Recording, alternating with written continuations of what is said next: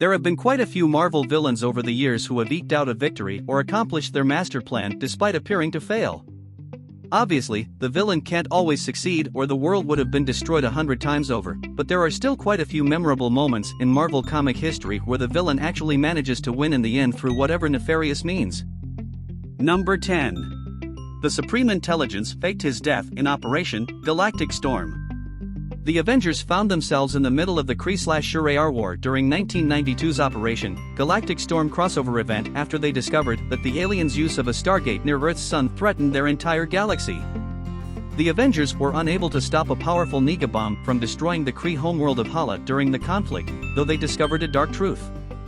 The Supreme Intelligence had masterminded the war and devastating attack in the hopes that it would help restart the Kree's stunted evolution. Some of the Avengers killed the Supreme Intelligence for his actions, though it was later revealed he had faked his death and everything was still going according to his plan. Number 9. Thanos allowed himself to be defeated during the Infinity Gauntlet. Thanos first gathered the incredibly powerful Infinity Gems during the Infinity Gauntlet storyline that saw the Mad Titan wipe out half the population of the universe on a whim, all in the hopes that it would cause Marvel's personification of death to reciprocate his love. Marvel's greatest heroes assembled to stop Thanos, though he soundly defeated and killed a number of them very easily. When he was finally defeated by Adam Warlock, it was revealed he had only lost because he allowed it to happen, as Thanos is habitually self-defeating. Number 8. Night Eater tricked the world into thinking he was a hero in She-Hulk. A mysterious hero known as Nightwatch first arrived in the Marvel Universe in the 90s to participate in events like the Maximum Carnage Massacre in New York before going on to star in his own title. The character appeared to die after his series was cancelled, though he was later revealed to have faked his death and gone into hiding. A later volume of She-Hulk revealed that Nightwatch was actually the former villain known as Night Eater.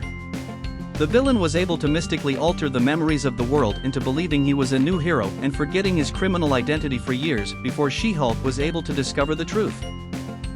Number 7. Craven's last hunt saw him replace Spider-Man and go out on his own terms.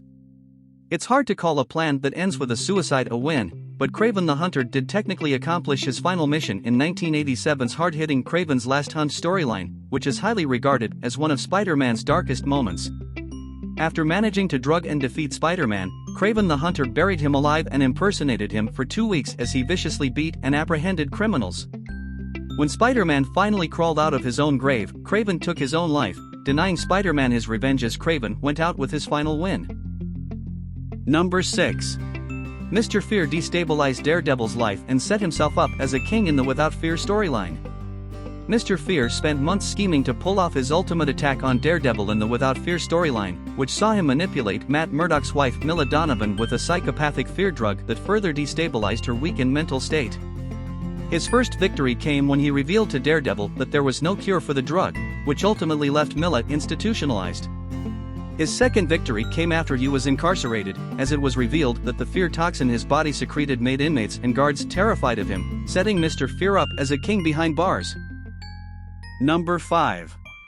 Icole secretly took over the body of Kid Loki in Journey into Mystery. After the original Loki's death during the Siege event, he was reborn as a younger version of himself without the memories of his past evil deeds, which set him on a new path alongside his brother Thor as a semi-heroic Asgardian. Unfortunately, a remnant of the old Loki's spirit survived and was transformed by Kid Loki into the bird Icole, who then began to manipulate the young boy. Icole was eventually able to convince Kid Loki to willingly give up his body, ending his innocent new life.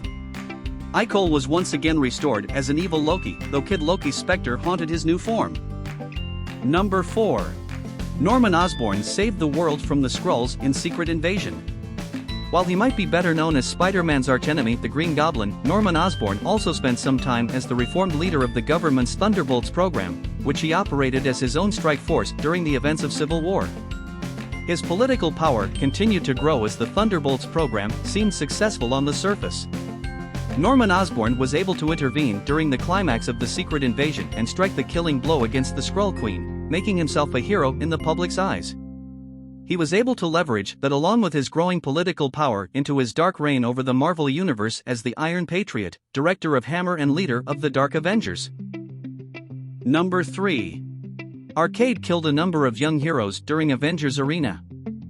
Following the debut of a wave of teenaged crime fighters on teams like the Runaways and Avengers Academy, Arcade created a new island murder world and kidnapped a selection of young heroes from across the Marvel Universe.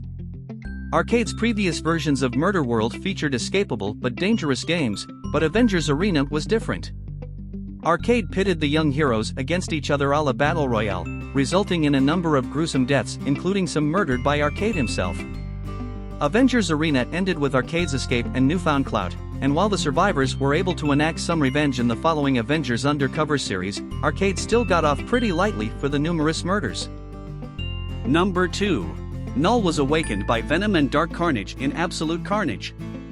The Marvel Universe recently fell under the threat of the sleeping god of symbiotes known as Null, who began to make his presence known before the events of Absolute Carnage, where he took over a reanimated Cletus Kasady in order to bring about his full awakening. While Spider-Man, the Avengers, and a few unofficial Marvel teams fought against Dark Carnage and his symbiotic armies, Venom was forced to make an impossible decision that ultimately resulted in the death of Dark Carnage, but also led to the return of Null, who then launched his attack on the Marvel Universe during the King in Black event. Number 1. Dr. Doom took over the world, then gave it back in Emperor Doom. Marvel explored lengthier self-contained stories with their series of Marvel graphic novels, which included 1987's Avengers, Emperor Doom, and followed the ruler of Latveria as he created an invention to amplify the powers of the Purple Man and extend his control over the entire planet. Dr. Doom's time as Emperor brought peace to war-torn locations across the planet and turned most of the Avengers into his private army, though after a small group of free Avengers mounted a rebellion, Doom allowed them to destroy the device containing Zebediah Killgrave as he had grown tired of governing the world's problems and abandoned his plan, leaving the world to its fate.